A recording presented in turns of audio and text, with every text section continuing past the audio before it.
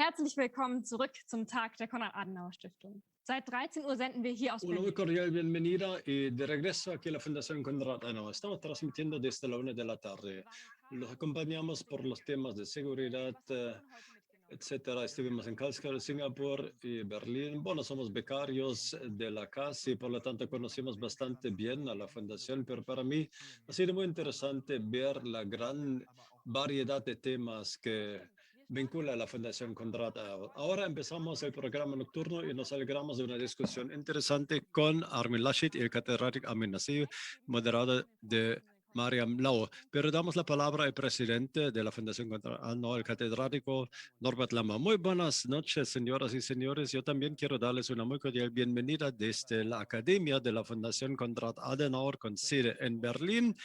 Ahora empieza la última ronda y si todo sale bien, también vamos a tener ahora el punto culminante de la jornada de este año de la Fundación Konrad Adenauer. Es un evento de grandes tradiciones que organizamos cada año para informar a los viejos y nuevos clientes, entre comillas, sobre los nuevos temas, los nuevos desafíos de la fundación.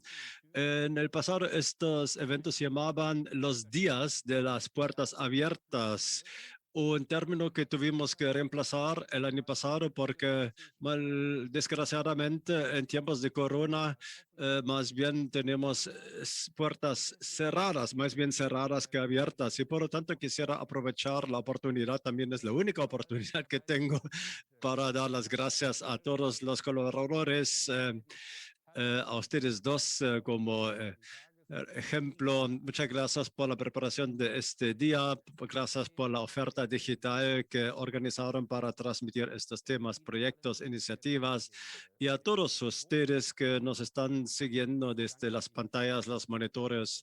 Les doy las gracias por su interés, esperando que en el futuro podamos hacer un evento parecido con presencia física. Y para la ronda de clausura nos propusimos un tema que reconozco no es nada nuevo, la política y la confianza. Pero es evidente que debido a la pandemia de corona ha ganado otra actualidad bajo los mismos y también otros puntos de vista. Y si yo me permito una observación a modo de introducción. Sí, es como tal, creo que es una exageración, pero mesurada,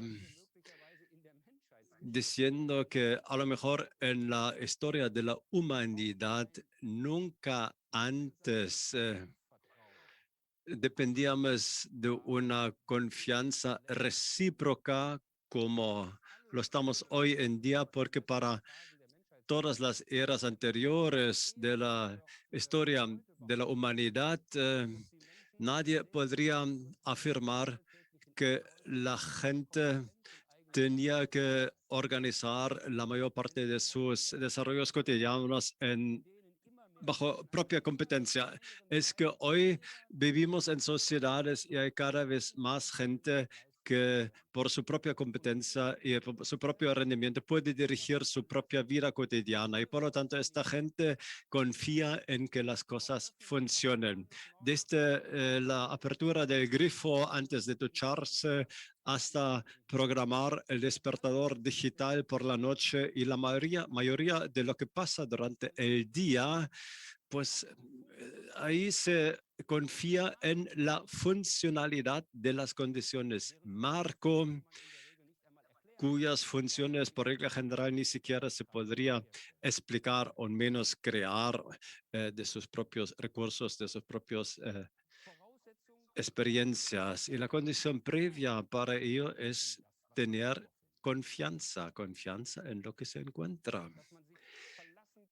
Poder confiar o fiar en personas, en seres humanos, en el funcionamiento de sistemas, también en que las instituciones resuelvan las tareas asignadas, y en el sentido inverso también es válido tal como la confianza surge de la experiencia frente a la gente con la que se trata y confianza en los sistemas de cuyo funcionamiento se puede partir de la misma rapidez, a lo mejor más rápidamente se pierde la confianza si se vive la experiencia, no está dada esta confianza, esta fiabilidad. Yo no puedo confiarme en él o en el sistema, los sistemas no funcionan y por lo tanto, para formularlo de una manera exagerada, con eso se va perdiendo la base de negocio de una civilización moderna, o sea,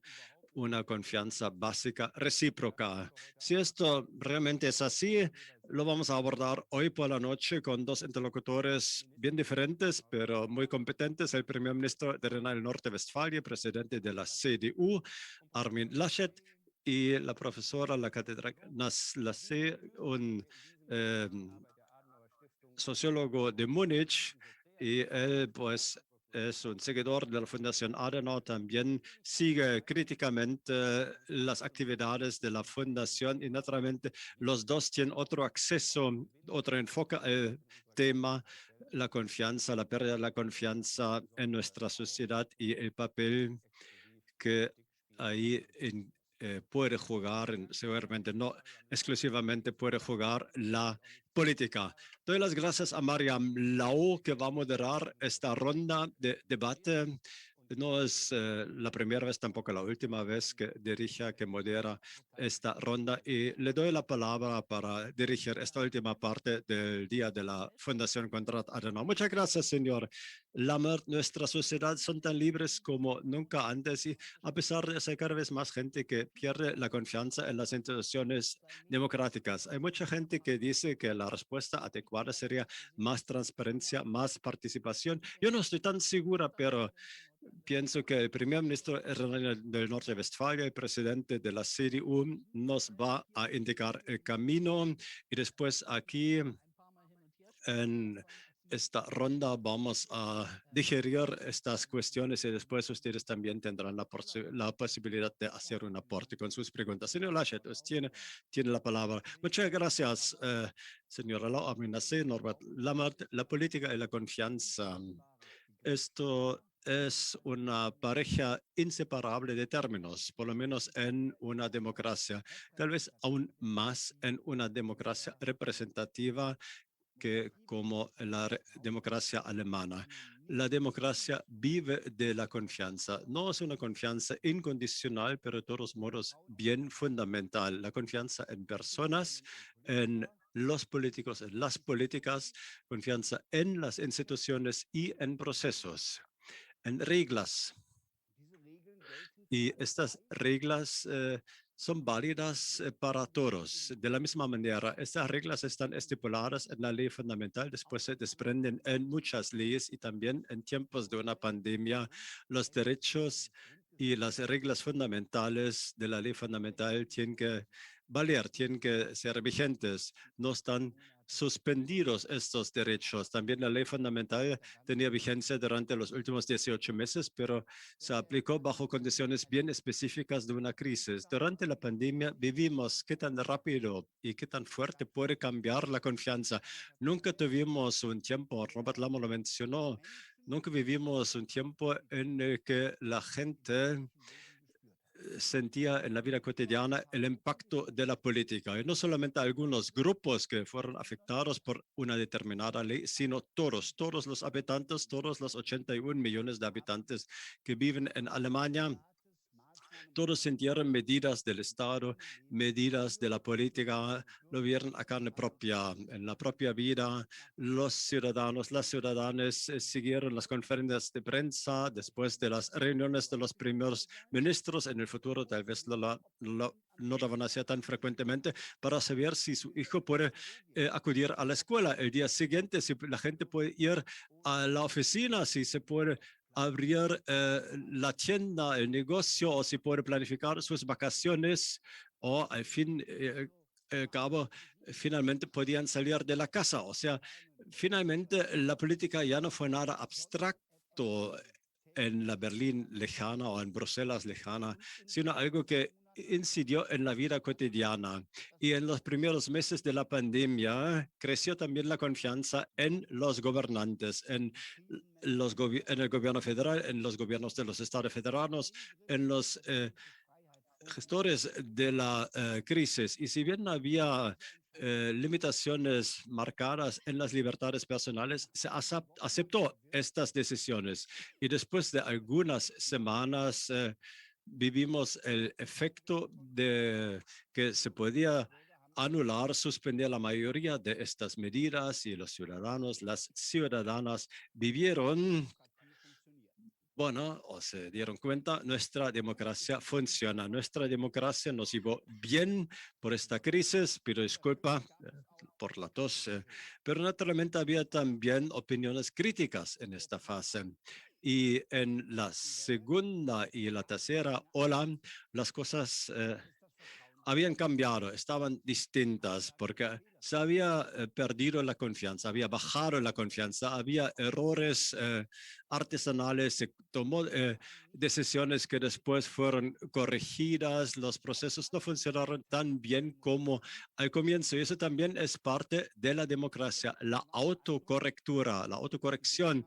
Había mucha gente que estaba impresionada cuando la Canciller Federal dijo, cometimos un error, lo vamos a corregir. Eso fue pocos días antes de la Pascua, de la fiesta de Pascua, con la así llamada, con el así llamado descanso de Pascua. Pero también admitir un error crea confianza, porque también forma parte del ser humano cometer errores y si uno después confiesa haber cometido un error, entonces está dada la confianza para la siguiente decisión. O sea, si, bueno, si algo falla, nos lo dicen que se cometió un error y no tratan de camuflarlo. Eso es la fuerza del sistema democrático. Un gobernador autocrático no lo haría. Incluso si la falta existía, la impondría y no la reconocería. Y nos dimos cuenta que nuestro sistema federal también ha dado buen resultado. En el Estado central decide una persona para toda la persona y si la decisión está falsa, no hay corrección.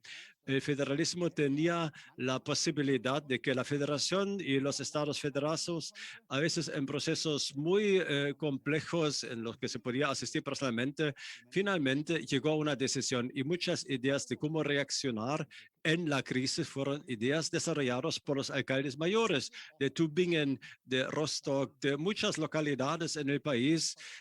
La gente que trabaja en sitio, la gente que cuenta con la confianza de los habitantes de la ciudad, pues fueron los mediadores entre las personas afectadas por las medidas y el Estado que había aprobado estas medidas. Y tenemos que preguntarnos, y este es el tema del día de hoy, ¿cómo es que surge esta confianza? ¿Cómo se puede garantizar un buen gobierno? Y creo que se puede decir, ahora que todo funciona mejor, ahora que se vacuna mucho, ahora que se reducen las incidencias de infecciones, mucha gente dice, sí, estuvimos enojados en algún momento, pero ahora nos damos cuenta que pasamos bien por la crisis. Y los desafíos que están delante de nosotros son gigantescos, tal como la pandemia. El cambio climático, el cambio estructural vinculado con ello y que siempre se realiza, el factor demográfico, la digitalización del mundo laboral y también de las escuelas, de los colegios, las pensiones en una sociedad cada vez más vieja, los cuidados necesarios, todo lo que afecta la vida personal de las personas. Nuevamente surgen preguntas a las personas que hacen las leyes o las que gobiernan y cómo se puede depositar confianza en ellos. Y a eso pertenece también que la democracia es un equilibrio, una ponderación de intereses. Unos son afectados por las decisiones tomadas por otros y siempre se tiene que encontrar compromisos. Armenase dijo, el compromiso es una acumulación de la actividad política y este es un arte de hacerlo. Muchas veces se necesita mensajes muy rápidos, solamente con 140 letras, que se ha distribuido rápidamente en el mundo medial, siempre muy rápido. Pero ahí tenemos que parar, tenemos que ponderar para ver cuáles son los pros y cuáles son los contras. Y eso es que puede crear confianza. Y aún más, cuando cada vez más grupos atacan agresivamente todo el modelo, todo el Estado y lo ponen en causa. Y cuando discutimos de las condiciones básicas, si este u otro es el camino, no quieren reconocer el problema como tal que existe, o porque niegan el COVID, o porque niegan el cambio climático, o niegan cualquier otro problema de la sociedad. Por eso es importante mantener la confianza y tiene mucho valor que haga una disputa, una discusión sobre los problemas. Y tenemos que mantener eso después de la pandemia porque eso va a aumentar la confianza en la democracia. Muchas gracias, señor Laschet. Creo que ya nos dio material suficiente para el debate. Yo quisiera hablar del último domingo. Usted ya lo ha mencionado. El partido CDU está mejor en las encuestas. Sajonia-Anhalt, el Estado federado, se ha transformado en triunfo. Pero sí tenemos que hablar de la política y de la confianza. También confianza en los partidos de la Unión. ¿Qué pasó? Ha sido una elección muy especial para un parlamento regional de un estado federado, porque hubo el peligro de que un partido de la radical derecha fuera votado como partido más votado y que entonces tal vez habría tenido el presidente del parlamento regional sin grandes maniobras. Ese peligro existió, que ese partido de la extrema derecha hubiera ganado. Y los ciudadanos lo sintieron. Y ahí la confianza ha sido muy importante. La gente en Alemania Oriental en el 1990 han pasado por un cambio tremendo de un día para otro. El 1 de julio del 90 llegó el marco alemán. Las empresas ya no eran competitivas y muchísima gente pierde su trabajo y se queda parado. Y en la región, en la cuenca del Ruhr, hemos conocido un cambio estructural, pero durante 20, 30 años. Y eso no existió allá. Y entonces la gente en Alemania Oriental se ha construido una vida nueva. Pero están más temerosos y ahora hay nuevamente la posibilidad de un cambio con la política del carbón. Y entonces tenemos que hacer todo para que haya nuevos puestos de trabajo. Y Rainer Haseloff, el presidente de la CDU en la región, es una personalidad que merece mucha confianza. Bueno, sin quedarme solo con la Sajonia-Anhalt, pero sí, es la persona en la cual se deposita confianza. Sí, pero la persona que dice que no intervenga Berlín, que los de arriba no intervengan en nuestros asuntos, porque dijo que hay reglas comunes. Y él mismo aprobó las reglas, pero después dudó ciertas medidas. No quiero hablar todo el tiempo de Rainer Haseloff, que de repente tuvo dudas con respecto al llamado freno de emergencia contra la pandemia. Pero eso de estos aquí abajo y estos allá arriba, yo quiero mencionar a Friedrich Merz, que en la candidatura para canciller también jugó un poco con este modelo. Ese tipo de desconfianza también tiene su patria en la CDU. No, no diría eso. No, es que eso le dio confianza de los ciudadanos. Y eso lo ha presentado en las conferencias de los ministros presidentes. Y creo que también crea confianza cuando alguien dice algo contra los otros. Señor Nasi, la respuesta a la desconfianza es más transparencia y más participación. ¿Es eso correcto? No, ciertamente no. Desde una perspectiva sociológica, se diría que la confianza existe en situaciones en las cuales no queremos saberlo todo. Eso se puede entenderlo cuando hablamos de la familia. Si mi mujer en cada segundo quiere las pruebas que hago cuando no estoy en casa, eso me muestra que no existe confianza. Y no solo quiero hablar de la vida privada, pero en situaciones en las cuales queremos saber todo, eso indica que no hay confianza. El señor Laschet habló de la confianza en personas y confianza en el sistema. En las elecciones del domingo pasado se ha visto claramente que sí hay una anomalía en el sistema político. Aquellos que ahora se encuentran en la oposición no son leales con respecto al sistema. Y esa es una anomalía peligrosa. En democracia no es simplemente el dominio de la mayoría. Democracia tampoco es siempre un consenso. Si hubiera consenso, no necesitaríamos la democracia. Democracia significa que la mayoría tiene la posibilidad de organizar las cosas, pero la no mayoría, la minoría, no siempre son leales, pero tienen que ser integrados en la solución de los problemas. Por eso en la democracia los jugadores políticos no son enemigos, son competidores o adversarios. Hay cualquier tipo de conceptos que se puede utilizar. Esa anomalía es un problema. Y si existe un tal sistema, entonces se quiere la transparencia total, pero eso contiene un riesgo porque se podría interpretar, más este no quiere transparencia, quieren hacerlo todo a puertas cerradas. No es eso, pero indica, si queremos saber todo, nunca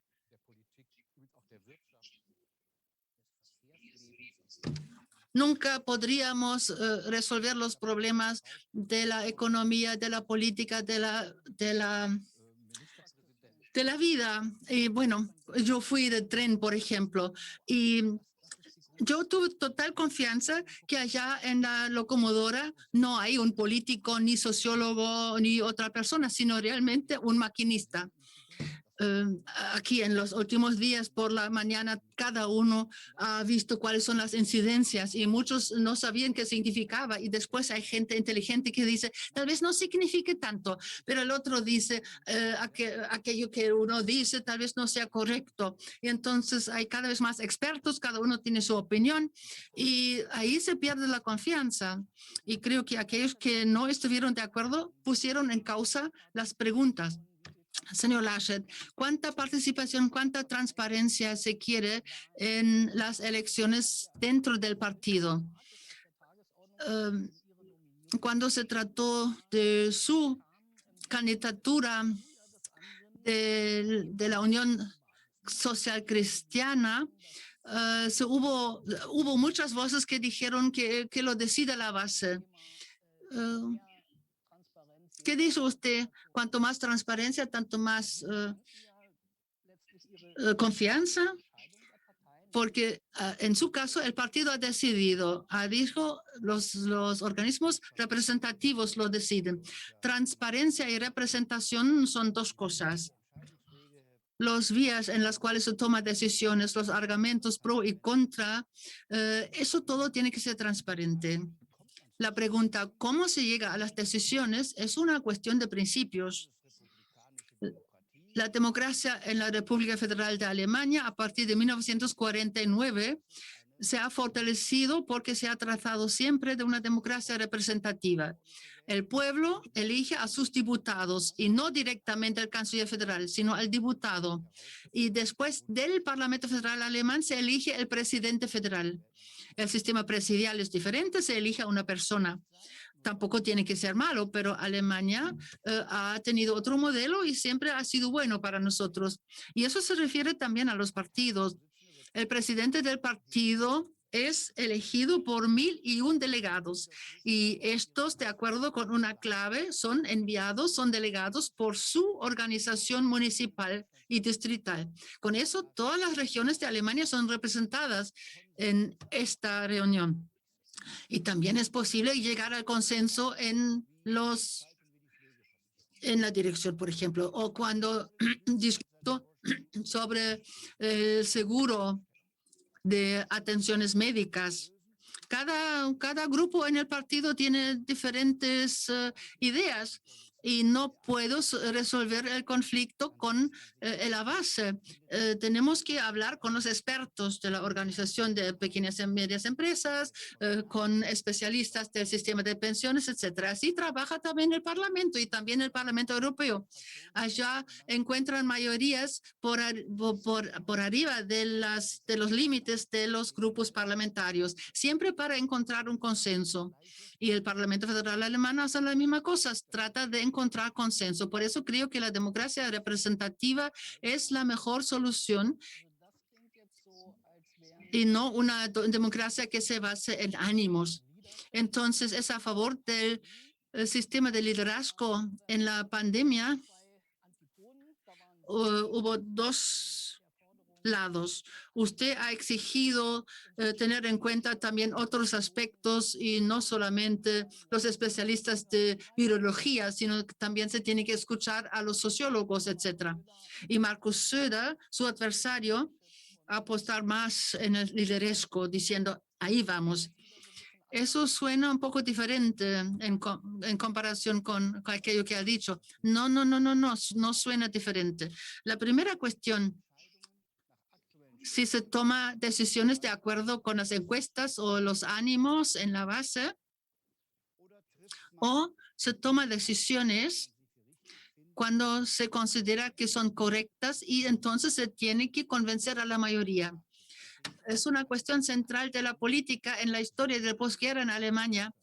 Nunca tenían una mayoría en la población desde el inicio. No creo que en el 49 todos hayan estado a favor de la economía social de mercado o para el rearmamiento o para la política con respecto al este, que fue muy discutida entre CDU, CSU y liberales. Y después el armamento, después la introducción del euro, después la política con respecto a los refugiados. Al final, mucha gente dijo, fue correcto como lo han hecho. O sea, tiene que ser decidido, pero también después explicado. Con la pandemia es otra cuestión. De hecho, durante algún tiempo hemos ganado más confianza porque había crisis y era bueno tener a alguien que dijo, así lo hacemos y voy a cerrar todo. Entonces lo cierra. Entonces no hubo la posibilidad de ponderar y abrir después de 2 semanas, abrir las escuelas, cuáles son los daños que se causan a los niños. Eso no sería tan claro como decir, no, lo prohibimos. Pero creo que siempre fue apropiado. La cuestión es cómo se discute este caso. Naturalmente, hay diferentes ministros presidentes que hicieron cosas diferentes en la pandemia. Su estilo fue diferente en Baviera y en Renania del Palatinado, pero tampoco se pudo dejar de lado las cuestiones políticas. Lo que dice el canciller no solamente es evaluado de acuerdo con los contenidos, sino también se tiene que tener en cuenta la correlación de fuerzas dentro de partidos y también entre partidos. Este ha sido el problema de la política, que no trata solamente de problemas técnicos, tiene que considerar también otras cosas. Y eso es lo que la gente sabe. Lo que es interesante es que se trata de procedimientos. Cuando los propios procedimientos son puestos en causa, entonces será difícil mostrar un liderazgo. Hay diferentes estilos de liderazgo. Por ejemplo, durante mucho tiempo nos hemos acostumbrado al liderazgo de Angela Merkel, que es una forma muy específica de liderazgo, que tal vez sea diferente que el liderazgo de otros. Leading from behind, sí, from behind, pero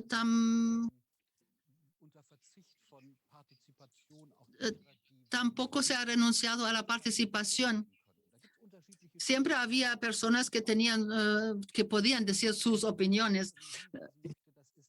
Lo que yo quería evocar es lo que significa la participación, o sea, ambas formas, también la forma renal del Norte-Westfalia contra versus Bavaria en la pandemia. Ambos son asuntos de estilo. O sea, es diferente que exigir la participación total. Eso sería populismo. Y podemos ver en aquellos países donde crecieron los modelos de populismo, la gente que está muy arriba se pronuncia en contra del establecimiento. O sea, es la paradójica. El establishment habla en contra del establishment y al mismo tiempo dice que representa a todo el pueblo. Como sociólogo diría que la democracia también es un algoritmo para impedir la participación, para que no cada el mundo tenga que participar en cualquier momento en todo. Si realmente es posible fijar temas de largo alcance, por ejemplo, los temas que se acaban de mencionar, los grandes temas de la República Federal. O sea, también hay que saber imponer las cosas. La política también tiene que ver con poder. El poder, por un lado, significa imponer las leyes existentes, significa el Ejecutivo, pero también significa imponer los temas adecuados. Un dirigente político puede verlo si logra también imponer sus propios conceptos en su propia gente, si tiene el poder para ejercer el cargo político. De esta manera hay un gran engranaje entre las cosas. Hay unos observadores necios que dicen si todos hablan al mismo tiempo se podría llegar al mejor de los compromisos. Yo creo que no se llegará a ningún compromiso y ahí radica la fuerza de la democracia. Que hay diferencias de estilo, yo creo que eso se sobreentiende.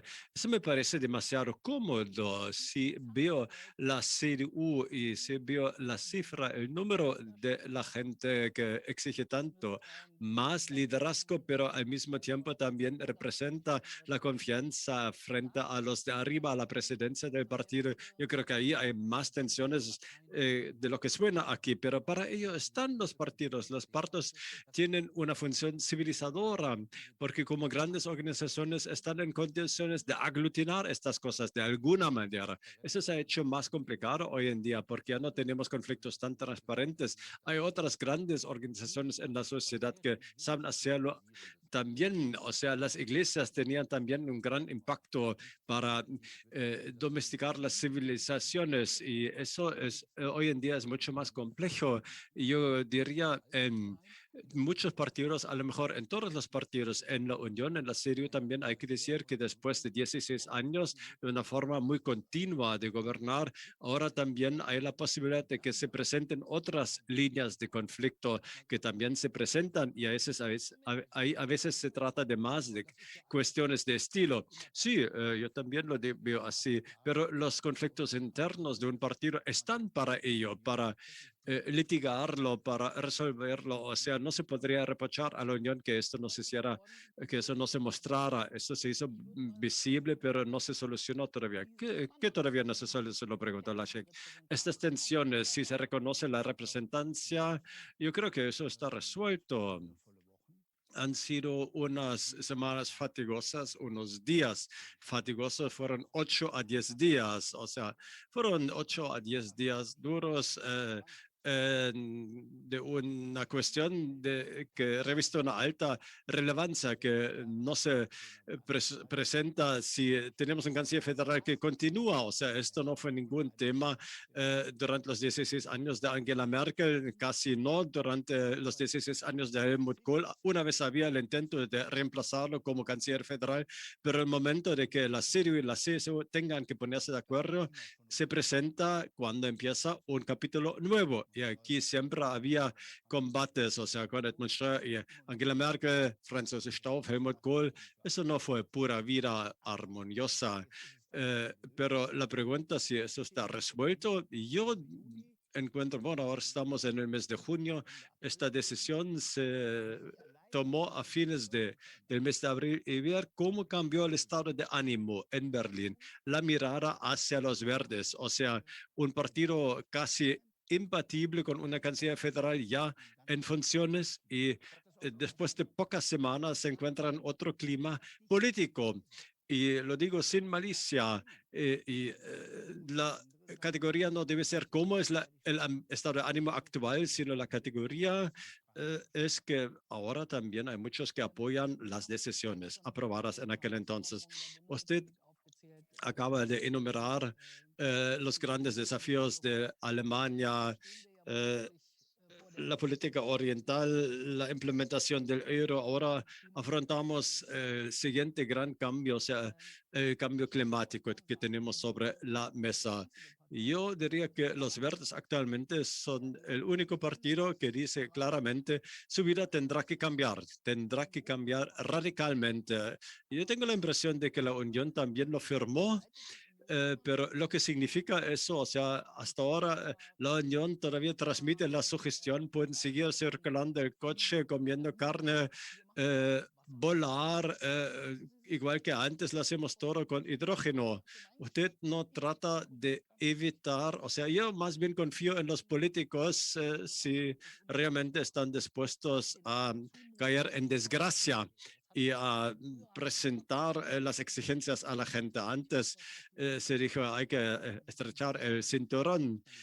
Eso no está en esta situación. Eso es la cuestión básica. Si se puede resolver el problema renunciando y todo va a ser peor, esto es la respuesta. Los verdes, usted dice que son más creíbles, no lo dicen. Jürgen Trittin en aquel entonces dijo, bueno, el precio de la gasolina tiene que subir a 5 marcos. Ahora se dice, bueno, los pasajes de vuelos van a costar más. Ahora dicen, no, así no lo dijimos, así no fue la opinión.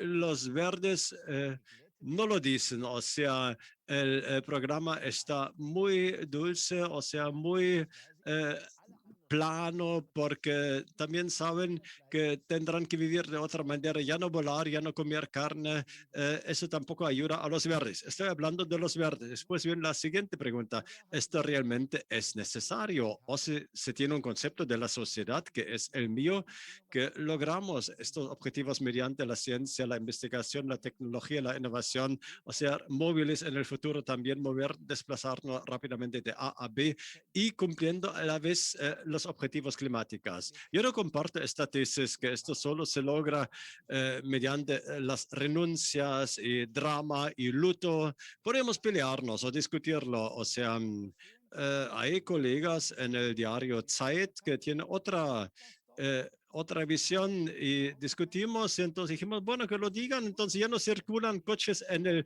la ciudad, va a ser una maravilla si ya no hay coches en las ciudades, hay más tranquilidad, menos tráfico y deleite de lo que ustedes predican como renuncia, esto va a ser un futuro.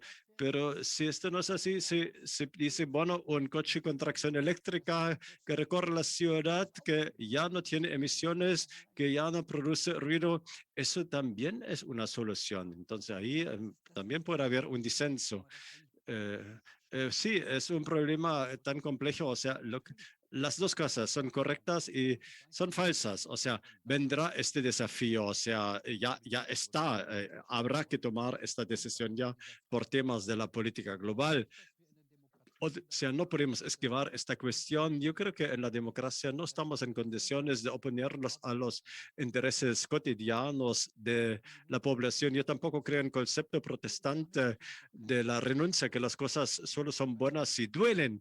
Yo creo que hay que empezar por las cosas muy pequeñas. O sea, conocemos el problema. ¿Cómo se logra que la gente ya no vuela en avión de Berlín a Múnich? Es una cuestión banal, pero no es ninguna banalidad. Si nos hacemos la pregunta, se la hace mediante la convicción, la prohibición, lo que nadie quiere del sector político porque después no va a ser electo, o se crea una infraestructura y a uno ni siquiera viene a la mente usar el avión. Suena muy banal, pero de ello dependen grandes decisiones políticas. Y en Alemania tenemos un atasco de la infraestructura, o sea, esta ruta de Berlín a Múnich por razones políticas tomó otro rumbo, o sea, no vale la pena. Y el liderazgo tiene que ver con imponer estas cosas. Y de la investigación democrática sabemos que las convicciones normalmente no están dadas, no se basan en la comprensión.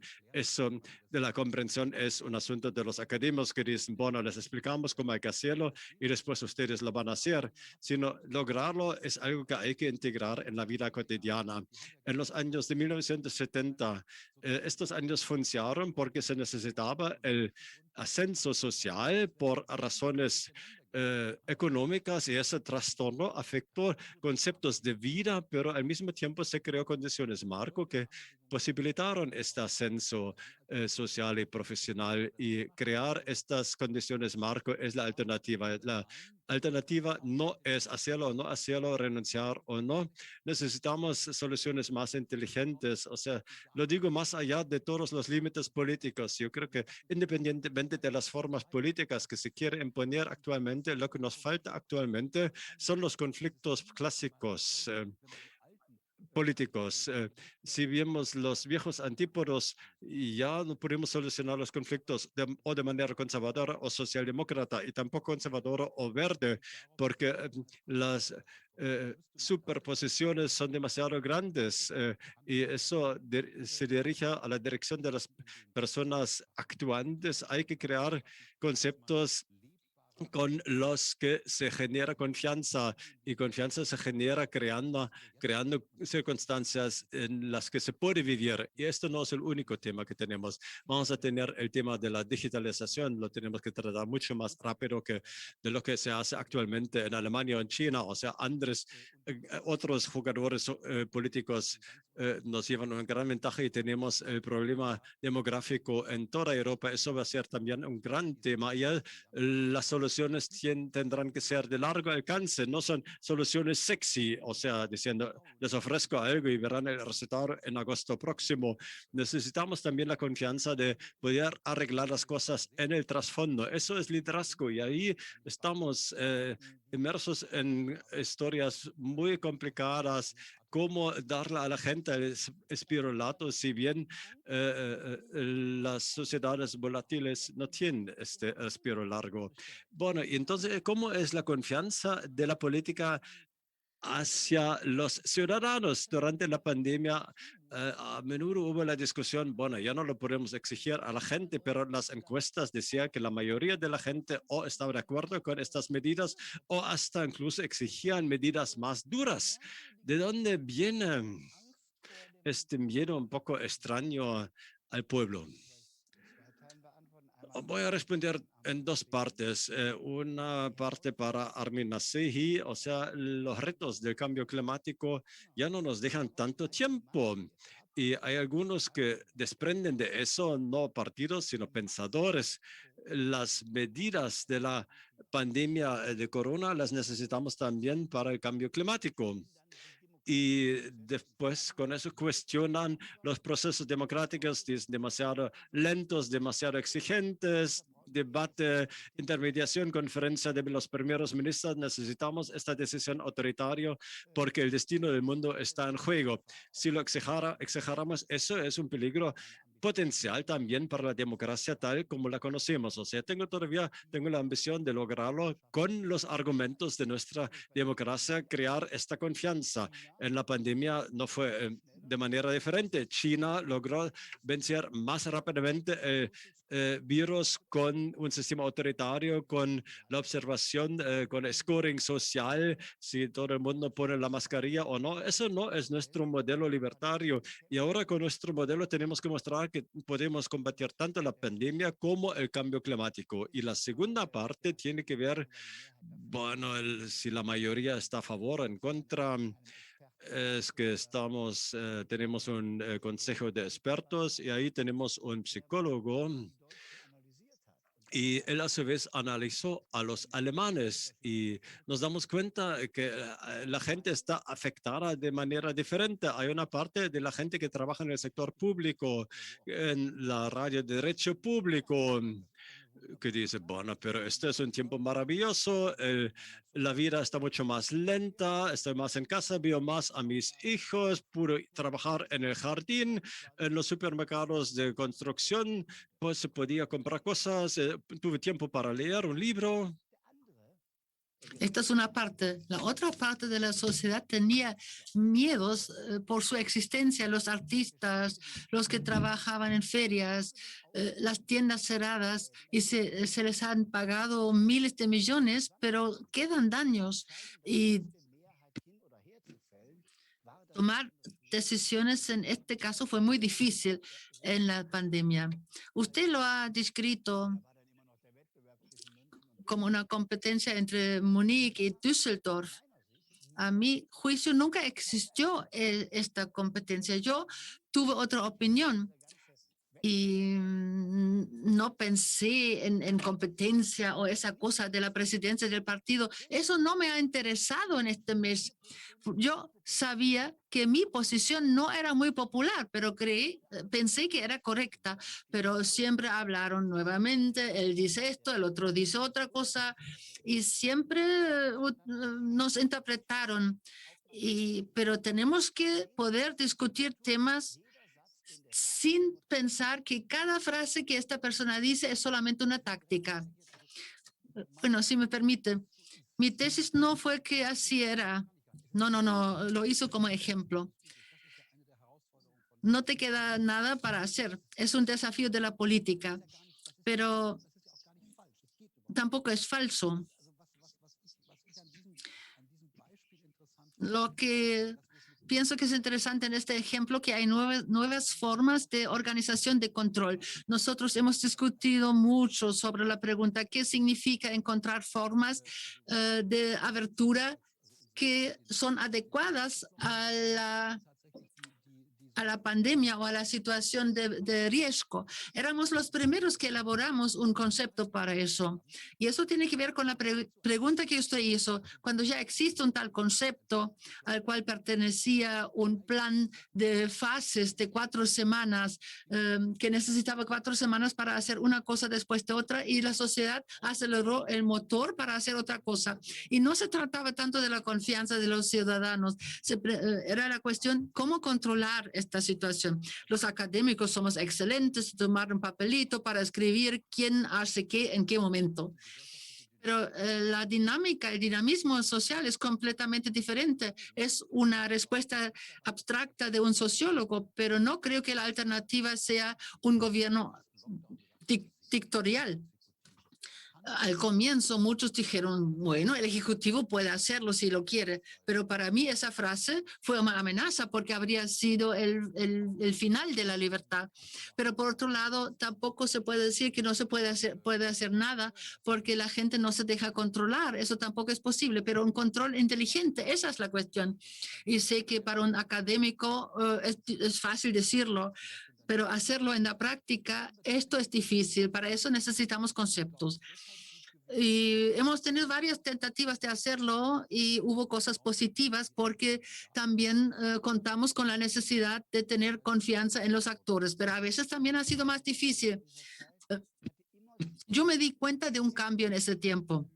Siempre he tenido una sensación extraña con este llamado modelador, en el sentido, 80 millones de alemanes, tenemos que reducir este contacto. Si reducimos el transporte público, son menos 5%, cerramos los colegios, son 20%, y cerramos este contacto, es 1%, etcétera.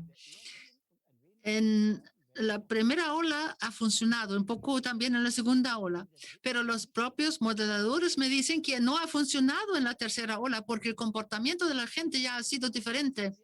Si lo decides de esta forma, ellos ya encuentran un camino para comportarse de manera diferente. Yo creo que es bueno que no se puede aplicar un modelo matemático a las condiciones de vida de 80 millones de personas.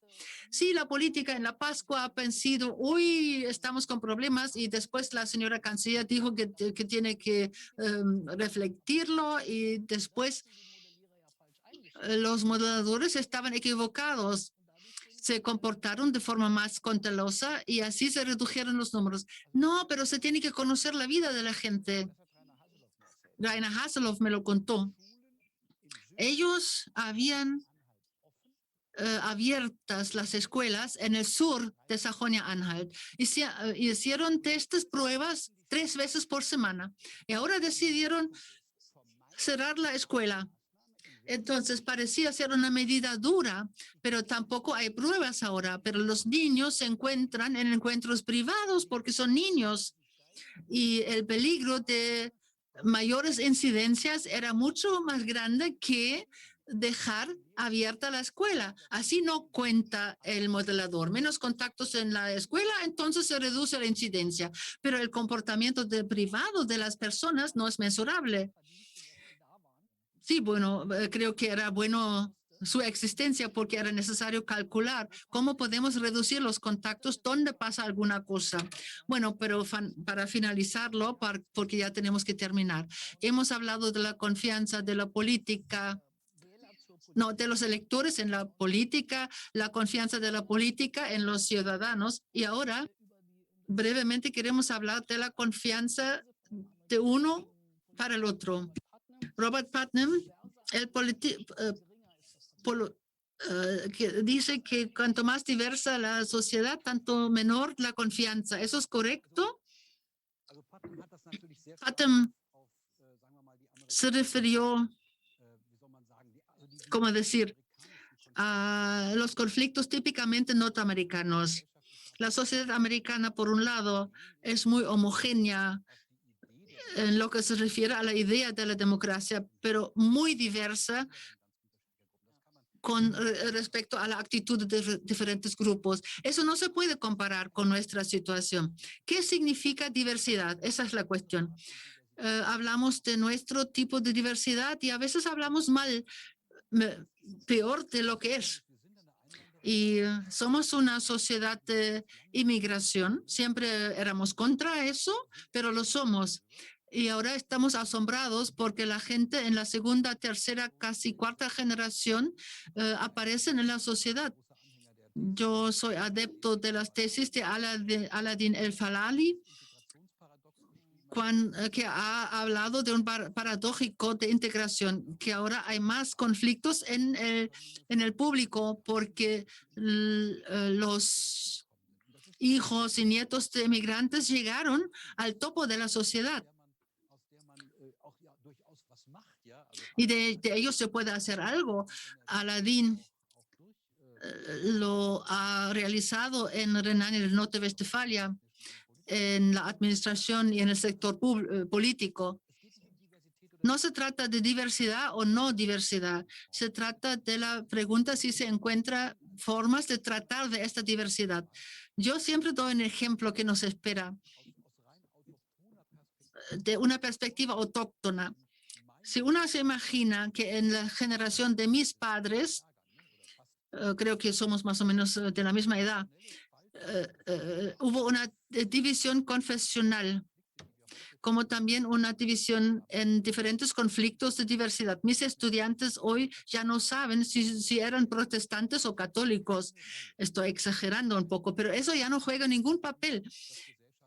Se puede decir que las sociedades son muy inclusivas, pero aparecen nuevos conflictos. Tenemos un problema de racismo en la sociedad, ninguna duda, y también tenemos un problema porque muchas cosas no funcionan bien, pero también tenemos un problema de no reconocer que los conflictos han llegado a la sociedad de forma que podemos discutir sobre la diversidad. Honestamente, yo no tengo una posición tan negativa con respecto a este tema. Por parte, es un tema bien interesante. Y se considera que es el tema fundamental de la sociedad, pero definitivamente no lo es. Yo no creo que tengamos grandes problemas de integración, por lo menos en la mayoría de las regiones del país.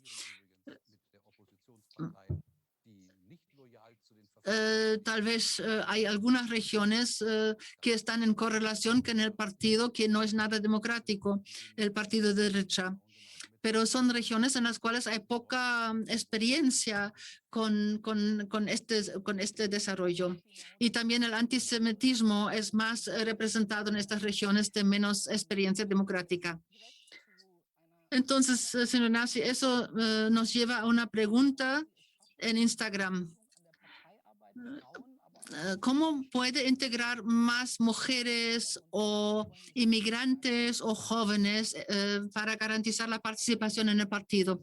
Es una cuestión importante. Una cosa es la diversidad que tiene que ver con la inmigración. Yo creo que la sociedad se transformó bastante, es mucho más diversa porque las condiciones de vida son mucho más variadas que en los años 50. Es cuestión de hombres y mujeres, de orientación sexual, tiene que ver con mucha cosa. La sociedad es diversa también sin inmigración, porque la propia gente escoge sus caminos. ¿Cómo un partido puede reflejarlo? Bueno, lo hacemos demasiado poco. El partido CDU, tenemos en promedio miembros que tienen 60 años, o sea, este es el promedio, o sea que hay mucha gente que es más vieja. 75% son hombres en un país donde el 25% de las personas tienen una biografía inmigrante y solamente un porcentaje mínimo se refleja en el partido, y eso no refleja la sociedad. Y esa es la pregunta: ¿quién toma las decisiones? ¿Quién elabora las listas de diputados? El afiliado de CDU no es típico para el elector de la CDU. El elector tampoco es típico para la sociedad.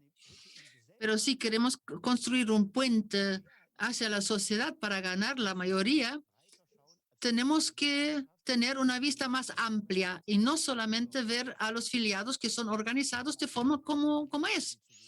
Y ahora tenemos que ver cómo ganar a los grupos menos representados, las mujeres, los jóvenes, los inmigrantes, darles coraje para empeñarse políticamente. Y para ello va a utilizar su equipo. Bueno, ¿en qué forma vamos a crear los equipos? Vamos a verlo. Pero eso es mucho más allá de las elecciones para el Parlamento Federal Alemán. Entonces, tenemos que preguntar si los partidos populares reflejan la sociedad. Pero eso no se puede resolverlo de forma abstracta. No podemos hacer un seminario de diversidad para toda la sociedad. Tenemos que integrar a la gente y tenemos que hacerlo, discutirlo en todos los niveles. Y puede haber debates difíciles sobre cotas, etcétera. No soy muy a favor de ellas, pero bueno, es una cuestión de liderazgo. Si queremos que uno u otro participe, que tiene todas las posibilidades, y con ello también entran otros, entonces se tiene que aprovecharlo. Hace algunos años hizo un discurso ante el grupo parlamentario de la CSU, hace muchísimo tiempo. Y traté de explicarles qué es la clientela de ustedes. Son orientados por las familias, son más conservadores, más religiosos, y tampoco son muy formados. Bueno, eso no les costó mucho, pero eso fue en la Unión Cristiano Social. Pero todavía hoy me hablan de este discurso porque algunos han entendido que realmente los inmigrantes son muy conservadores y debe haber alguna relación con ellos en un partido conservador. Y las comunidades de inmigrantes no son solamente un problema sindical como lo han considerado en los años 80. Creo que hay muchas posibilidades. Sí, es el propio partido que tiene que planificarlo porque es nuestra tarea y la sociedad también lo necesita. La economía, durante mucho tiempo, hace 10 años atrás todavía, en las direcciones de las empresas del tax, no hubo ninguna mujer o tal vez una entre los directores ejecutivos. Y las que tenían alguna función, los que estaban en los cargos dirigentes eran hijos de padres que ya estuvieron en las direcciones. Entonces crearon redes, desarrollaron un determinado hábito personal. Y cuando se presentan, cuando se candidatan, encuentran una persona que tiene el mismo hábito y que dice, bueno, eso se me parece a mí, entonces yo puedo aceptarlo. Y las mujeres para ello no existían, y tampoco los inmigrantes. Pero también aquellos que se habían formado bien, raras veces entraron en las direcciones. Y es la misma cosa en el periodismo. No conozco muy bien la conferencia a nivel nacional, pero a nivel del Estado federado hay pocas periodistas en las redacciones. Y tampoco hay inmigrantes. O sea, los medios de comunicación tampoco reflejan la sociedad tal como es. Y no se puede hacer cuota para toda la sociedad, pero no se debe perder de vista este problema. Y cuando hay una diversidad en el equipo, al final los resultados son mejores porque hay otras perspectivas que son consideradas que antes no existían, no podían existir. Bueno, en el campo de tensiones hay una pregunta entre el derecho fundamental a la manifestación y la puesta en peligro de estos procedimientos debido a las protestas radicales. Eso se vio ahora en el caso de manifestaciones de la izquierda radical o de la derecha radical contra Corona o contra los alquileres. ¿Hay todavía posibilidad de contrastar eso por parte de la política? Yo creo que hay que oponerse si las reglas sanitarias están en peligro. Eso fue el caso con las manifestaciones contra Corona sin mascarilla. Y a mí me parece falso calificar a toda la gente como de la derecha extrema. O sea, la mayoría de los manifestantes contra Corona fueron variopintos, esotéricos, izquierda, derecha, y decir solamente fue la mera derecha, eso es demasiado simplista. Pero cómo se juntan, cómo se reúnen mientras cumplen las reglas, yo creo que el Estado debería mantenerse fuera. Yo creo que hay un padrón cuando surge una protesta, o sea, formas de articulación fuera de los procedimientos, o sea, lo que se hace en la calle, o sea, lo que no urge tomar decisiones. Y este padrón dice que la protesta se hace más probable si los manifestantes o los protestantes tienen la sensación de que la oposición no es lo suficientemente crítica contra las decisiones políticas. Lo podemos reconstruir muy bien viendo la historia de Alemania Federal, sea de la izquierda, de la derecha. Eso funciona de manera similar. Y lo vimos en la pandemia. La mayor crítica fue, y eso es más bien algo que viene de la izquierda, que decía la CDU, la CSU, los socialdemócratas, liberales, los verdes, todo es la misma vaina, es el mismo asunto. Lo que no es cierto, pero lo perciben así desde su perspectiva. Y eso me parece un desarrollo muy peligroso si la protesta cuestiona los procedimientos de la democracia, pero en lo demás la protesta es uno de los derechos democráticos más fundamentales y por eso es justo, es correcto, pero no podrás atrapar los manifestantes repasándolo. Eso no va a funcionar.